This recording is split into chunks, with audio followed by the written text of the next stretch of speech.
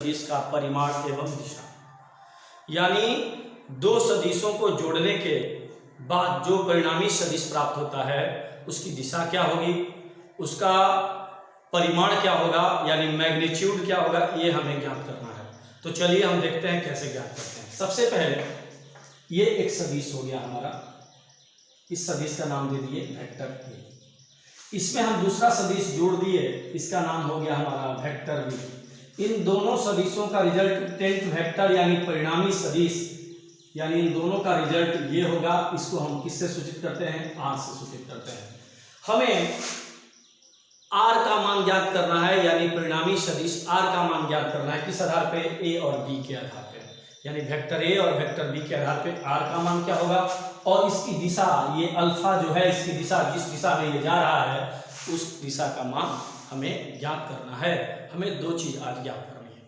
तो सबसे पहले हम इस संपूर्ण त्रिभुज करेंगे। जब तक संपूर्ण त्रिभुज नहीं करेंगे तब तक कोई चीज निकलने वाला नहीं है। यहाँ से हम क्या कर रहे हैं, एक यहाँ से बढ़ा दिए और यहाँ से एक लंब डाल दिए। तो ये हमारा 90 डिग्री हो गया। एम बिंदु मान लीजिए, ये पी मान लीजिए, ये क्यू मान लीजिए, इसको एन मान लीजिए। अब सबसे पहले पी क्यू का मान, पी क्यू जो है, पी क्यू वेक्टर जो है वो ए वेक्टर के बराबर है। और पी क्यू का मान किसके बराबर है, ये इसका मापांक के बराबर होगा वेक्टर ए, या इसको क्या कहेंगे, ए कहेंगे, मोड वेक्टर ए या ए। इसी तरह से क्यू एन वेक्टर जो है बी वेक्टर के बराबर है, और क्यू एन बराबर हम लिख सकते हैं मोड वेक्टर बी, या इसे बी लिखेंगे।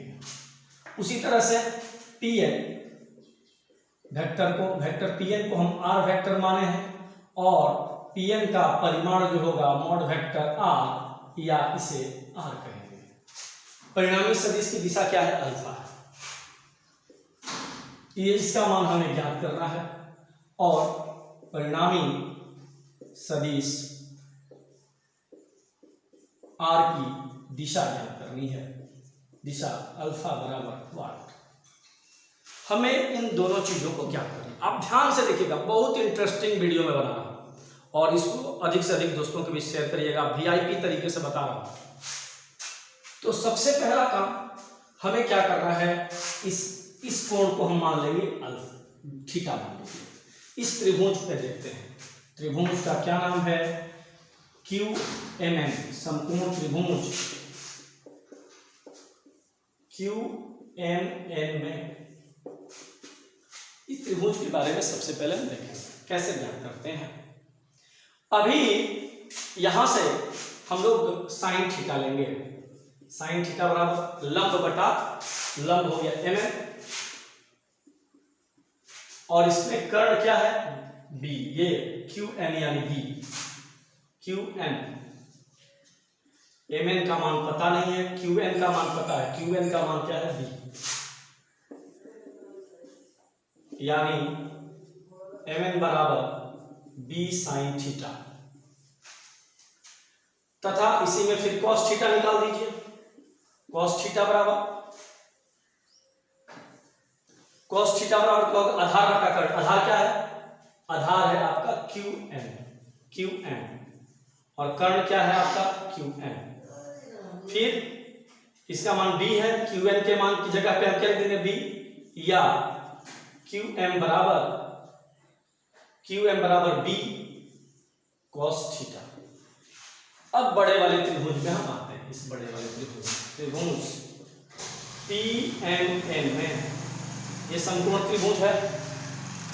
पी एम एन एक संपूर्ण त्रिभुज है। तो संपूर्ण त्रिभुज में आपको पाइथागोरस प्रमेय के आधार पर पता होगा, कर्ण स्क्वायर बराबर लंब स्क्वायर प्लस आधार स्क्वायर।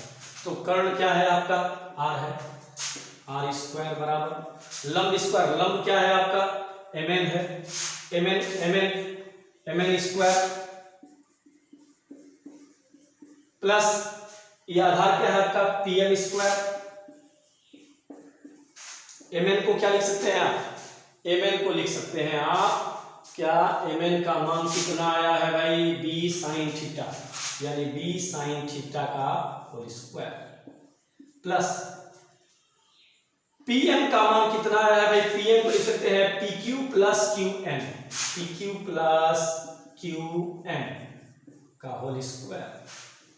ये हो गया आपका b square sine square theta plus a plus PQ का मान कितना है? PQ का मान देखिए यहाँ पे a है, यानी a प्लस QM। देखिए QM का मान यहाँ आया है b cos थीटा का होल स्क्वायर। इतनी बातें आपको यदि समझ में आ गई है तो स्क्रीनशॉट इसका ले लेंगे। अब हम आगे देखते हैं, ऊपर की तरफ लिखते हैं, ठीक है। चलिए आर स्क्वायर बराबर, तो आर स्क्वायर बराबर क्या होगा? अब b square sine square theta plus a plus B का होल स्क्वायर, ए स्क्वायर यानी ए की जगह पे ए है, ए स्क्वायर प्लस 2ab, 2a की जगह पे ए है, b के जगह पे क्या है? b cos थीटा है, प्लस b स्क्वायर यानी इसका स्क्वायर, तो इसका स्क्वायर करेंगे तो b का स्क्वायर b स्क्वायर और cos square theta, b square cos square theta.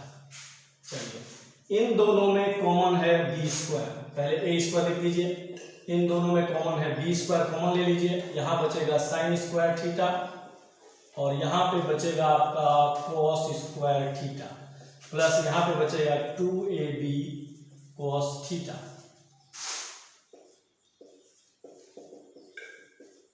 ये एक हो जाएगा, एक में b स्क्वायर का गुणा करेंगे, b square plus 2ab cos theta, यानी r बराबर हो गया under root a square plus b square plus 2ab cos theta. यही आपका सूत्र आ गया परिणामी सदिश का परिमाण। परिणामी सदिश का परिमाण का सूत्र हो गया r बराबर under root a square plus b square plus 2ab cos theta. अब देखिए हम दिशा कैसे निकालते हैं, इसके लिए हमें अल्फा का मान निकालना होगा। तो यहाँ tan अल्फा दिशा के लिए, किसके लिए ध्यान देंगे? दिशा के लिए हमें अल्फा निकालना है। tan अल्फा बराबर क्या होता है? लंब बटा आधार। लंब क्या है? mn, आधार क्या है? pm। mn का मान हम लोगों ने लिखा था, ध्यान दीजिए, आप लोगों को पिछले वाले में आप रिवर्स करके भी देख सकते हैं। mn का हमारा मान आया था b साइन थीटा, क्या आया था? b sine theta. mn का मान बटे में pm की जगह पे pq प्लस qm, तो हमारा हो जाएगा यहाँ पे b साइन थीटा बटा में PQ का मान क्या है? a प्लस QM का मान आया था b cos theta. tan alpha बराबर, या अल्फा बराबर क्या हो जाएगा? ये tan इधर जाएगा तो tan inverse b sine theta, tan इधर से इधर आया तो tan inverse b sine theta बटा में a plus b cos theta. देखिए ध्यान से, a plus b cos theta. ये हमारा दिशा का सूत्र आ गया। हम इस आधार पर दिशा ज्ञात करते हैं। तो परिणामी सदिश का परिमाण का सूत्र हुआ under root a square plus b square plus 2ab cos theta, और दिशा अल्फा बराबर tan inverse b sine theta बटे में a plus b cos theta. इस आधार पर हम दिशा ज्ञात करते हैं और इस आधार पर हम क्या ज्ञात करते हैं? हम रिजल्टेंट वेक्टर का मान निकालते हैं। r का मान यानी परिणामी सदिश का मान अधिकतम कब होगा? इसके लिए हम लोग, आइए इसका स्क्रीनशॉट भी आप ले सकते हैं आप।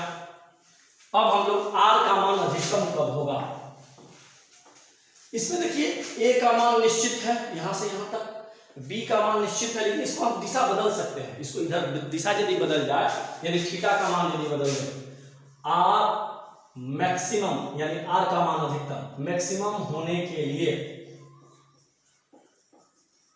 लिए cos थीटा का मान क्या होना चाहिए? अधिकतम होना चाहिए। इसका मान अधिकतम होगा तो r का मान अधिकतम होने के लिए cos थीटा का मान क्या होना चाहिए? का मान अधिकतम होना चाहिए, अधिकतम होना चाहिए। अधिकतम कब होगा? cos थीटा बराबर कितना डिग्री में सबसे अधिक होता है? cos थीटा का सबसे अधिक मान 1 होता है, यानी थीटा बराबर कितना डिग्री? 0 डिग्री। अर्थात थीटा का मान कितना होना चाहिए? cos थीटा का सबसे अधिकतम मान 1 होता है और उसमें थीटा का मान कितना होता है 0 डिग्री। अब r का मान अधिकतम होने के लिए r मैक्सिमम बराबर अंडर रूट सूत्र होता है a square plus B square plus 2ab cos theta की जगह पे क्या लिखना है 0। अब 0 रख दीजिए तो ये 1 हो जाएगा, यानी a square plus B square plus 2ab। अब क्या हो जाएगा भाई, ये सूत्र हो गया किसका a प्लस बी का whole square, a plus B का होल स्क्वायर का सूत्र होगा, स्क्वायर से रूट खत्म हो जाएगा, यानी कितना बचेगा a प्लस बी, यानी r मैक्सिमम का सूत्र हो गया a प्लस बी।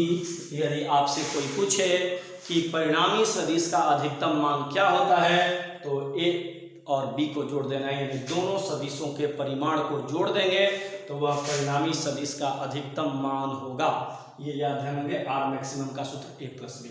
अब कोई पूछे कि r का सबसे कम मान कब होता है तो r मिनिमम के लिए एक बार स्क्रीनशॉट आप ले सकते हैं इसका, एक बार इसका स्क्रीनशॉट ले सकते हैं। r का मान न्यूनतम कब होगा, चलिए देखते हैं। r का मान न्यूनतम होने के लिए r मिनिमम माने न्यूनतम होने के लिए cos थीटा का मान न्यूनतम होना चाहिए। मान क्या होना चाहिए, न्यूनतम होना चाहिए। न्यूनतम क्या होगा, cos थीटा का मान न्यूनतम होगा -1।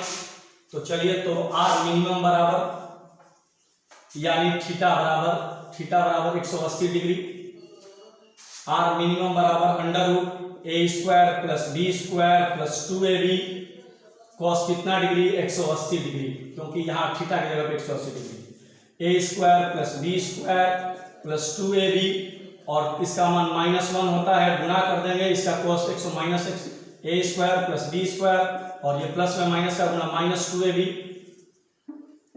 तो इसका हो जाएगा a माइनस बी का होल स्क्वायर से रूट खत्म हो गया a minus B. r minimum का न्यूनतम मान क्या होगा, a माइनस बी होगा।